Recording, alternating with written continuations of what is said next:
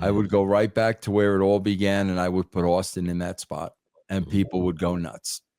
People would go nuts if Austin either managed Tyson or was Tyson's partner. People would go ballistic.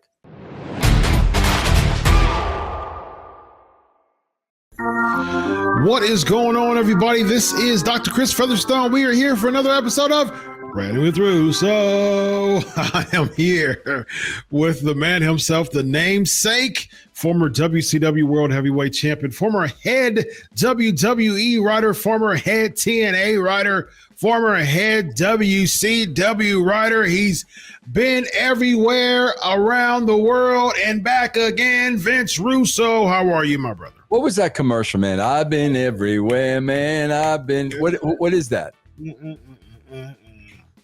I've been everywhere. Yeah, I know what you're talking about. I can't think of what it is, though. I remember.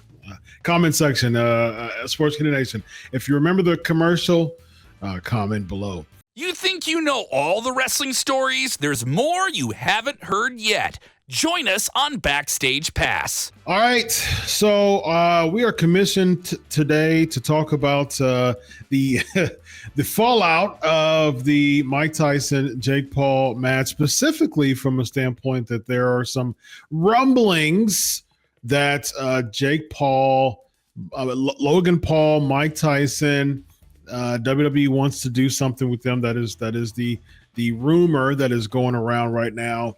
Now, I think it's quite clear that we talked about before on one of our other shows that it was a work, bro. It was a work. It was a work. You've been worked. You've been worked. And so that fits very well into pro wrestling. Mike Tyson being 58 years old, I doubt that the WWE is going to pay him that much. Well, they're not going to pay him $20 million, but I doubt that they'll pay him that much money for 6 of the 8 rounds, 2 minutes apiece of just biting his glove. And so that's snacking on his glove throughout the entire time. So I'm sure that this is something that you are very aware of. Mike Tyson being involved in a storyline, being involved in a very, very big storyline. A lot of people would even say that the Tyson, Michaels, Austin 98 was kind of turned the corner as far as just piquing the interest more into the Attitude Era versus Nitro. Now, we saw numbers started to dwindle more, 99s, 2000s, around that time. But 98 really, it really kind of tipped the corner, peaked a little bit. I think the January 99 episode was the one that Tony Schiavone said that I think he spoiled the fight as far as Mick Foley. I mean, like 400,000 people went over to watch it. So that was like the death knell. And I think that the early knockout, the early blows were already in place within the Tyson era, within Austin and Michaels. So with that being said, Vince, you see it, you were a very integral part of 98 Tyson era, how excited he was to be in the WWE. I imagine that same amount of excitement would come this time. How would you incorporate 58-year-old Mike Tyson, who's looking for a payday? You know that's going to happen. How would you incorporate him on the road to WrestleMania? Well, I would do it one of two ways. I would either have Jake Paul manage his brother Logan, or I would have them serve as a tag team, even though I don't think Jake would want to do that because, God forbid, he got hurt for big boxing matches and lost big money. Mm-hmm. But either way, I think the money is teaming either as a manager or as a tag team partner. Mm-hmm. I would go right back to where it all began, and I would put Austin in that spot, and people would go nuts. People would go nuts if Austin either managed Tyson or was Tyson's partner. People would go ballistic. So is Tyson's partner as in Tyson's going to compete? Mm-hmm. Austin and Tyson teaming up. And I'll tell you what, Austin would do that. If Really? Tyson was involved, Austin would do that. Yes, he would. Bro, think about this. Austin is all about money. Austin's all about PR. Bro, Logan Paul and Jake Paul, that would be huge for Austin. I mean, that would be he would benefit from that in so many ways. I could see him jumping at that opportunity. I don't see at all as far as competing. What I think should happen, man, this is just my idea. We're just throwing out ideas. I think that Mike Tyson should manage the Paul brothers, Logan and Jake. Both of them are stud athletes. Logan has already proven how good he is in the WWE, and a fraction of the time. I think, like I said before, I think that other spot should be the Street Profits. I think that the Street Profits should go against Logan Paul and Jake Paul.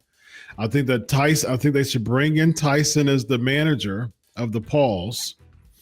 And I think that if you want to throw in Austin, okay, yeah, he can be, just kind of a company or a special referee, in the match. He's doing a lot of special referee spots nowadays.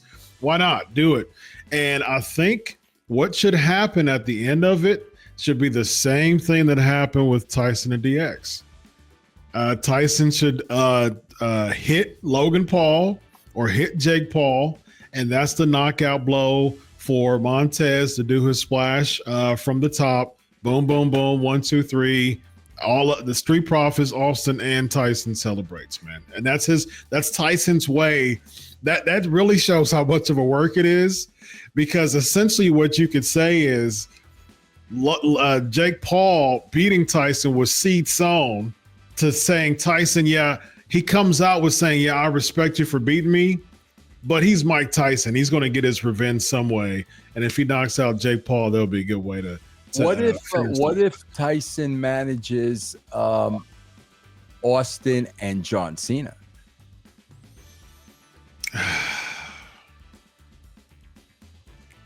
I just don't see an Austin and John Cena. How would that fit? What do you mean? As far as them teaming up together, like what was Tyson? Tyson's going to recruit 2 wrestlers. Tyson's going to find 2 guys. I don't think, bro, if they do something, I would think, bro, it would be mainstream across the board that they would do this, especially with Endeavor. And that's why the Street Profits are not mainstream. I think it would be, if you got Logan Paul and Jake Paul in there and Tyson in there, I think it's got to be A-listers, man. I think it's got to be. I don't think it has to be across the board. I mean, they did really well with Johnny Knoxville and Sami Zayn, though. Sami Zayn is not mainstream. Yeah, but Johnny Knoxville was a joke. Sami Zayn is a joke. So are the Pauls from an entertainment perspective. They're not a joke. Are you kidding me, bro? Not Logan, but a lot of people view the Pauls as a joke. I mean, they're entertainers. They're entertainers. They're entertainers. But they get their business done, bro. Like Logan's gonna show out. Like he has been. He's been doing. He would run circles around his brother when it comes in the ring, but Jake's an athlete. Like it's not going to take him long to know the basics of pro wrestling, but he's not going to be in there catch can, you know what I mean, doing all types of leaps and salts and stuff like that like Jake will. Jake can handle that. You know what I mean? He'll do a hot tag. Logan will handle that. Jake will do a hot tag and try to do some boxing deals. Yeah, I don't think you're wrong. I don't think. To me, I'm thinking more longevity. I'm thinking more like make something out of this. And I think it makes more sense to me when the dust clears, when the dust settles, who's going to stand out from this past Mania? That's where I'm thinking. And the Street Profits would. Nobody else, like everybody else would be gone, right? And then I think if you want to make a tag team, make a tag team. I think the Street Profits would work, but even I wouldn't necessarily be in favor of this, But even if you throw the machine guns in there, I think what DIY is, aren't they beefing now? Like, aren't they a thing so. as far I as think like, so, yeah. And so I wouldn't put them in there, but a team. But I do think with the Montez Ford buzz going around too, I think that would be a good way to incorporate it. I don't think that you're wrong. It makes sense, man. I agree with you as far as WrestleMania being box office. Yeah. Like I get it. I understand. Chris, I guess I swear, man, I think Montez Ford is unbelievable. Yeah. Chris, I just don't think they want to make anybody anymore. That's unfortunate, man. I just feel that way because I don't see them trying to make. I guess you could say, bro, they're trying to make Bronson Reed. You might argue that. But how long does that last, though? That's what I'm saying, bro. I don't know. I just haven't seen that long term getting somebody over. I just haven't seen it forever. To your point, when's the last time they really spent the time with building a new batch of talent? I don't know. Seriously, bro, I don't know. I mean, Bronson Reed has been the closest thing. I mean, who else? I mean, yeah, but he's still being booked. I mean, he's winning a few, losing. Kind of getting, Sami Zayn beating him, and he's not being like a machine. You know what I mean? Like he definitely could have been booked a lot stronger than he has been. Right. Yeah, as far as Gunther, I guess. Well, Sami Zayn beat Gunther. Yeah, that's true. Bro, did you see who attacked LA Knight after his match on SmackDown? Yeah, Shinsuke. I reported that a few weeks ago. I don't get these guys, bro. I don't understand this booking, man. I don't understand it. Yeah, I reported that he was supposed to be coming back on SmackDown. He was on Raw, but he was supposed to be coming back on SmackDown. Yeah. When I was given that information, he came back. He came back on SmackDown. No, I'm saying he was on Raw. Last time. Yeah. And I was told that he was going to come back on SmackDown. So, I was like, oh, okay. I mean, I reported it, but I was like, oh, okay, okay. And I was told LA Knight too. I didn't report LA Knight because they were still talking about Shinsuke and LA Knight, but LA Knight was injured, and so they didn't bring him in that particular episode. Yeah, he was injured. LA Knight didn't show up, and then he came back the next week, and there you go. There's Shinsuke for you. I mean, now he's got paint on and everything, and I mean, what do we do with him, Vince? I don't know, Chris. I don't know. Their booking is just, I don't know. It's just there's no plan. Now that's the whole thing. I mean, I think that's the wrestling industry as a whole. Yeah, like there are just no plans anymore, man. Yeah. They're just Vince. I blame the fans. I mean, at the end of the day, you're going to complain about a $3,000, $5,000 ticket as much as you want, but guess what? You're going to swipe that credit card. You're right, Chris. So, you're right. I agree. Why am I going to spend like if this is a short sleeve hoodie? If I started my business with making the best quality short sleeve hoodies, and I spent a lot of money to be a part of the best manufacturer, and I made some really good quality hoodies, and I was known for making good quality short sleeve hoodies, I'm going to gain a following of his hoodies are really good top quality. But guess what happens? Once the numbers start to go up, oftentimes people start to cheapen their product because you're looking for mass quantity, so you're looking for more wholesale manufacturers to keep churning it out. And so it's going to dilute the quality, and people are going to complain about it.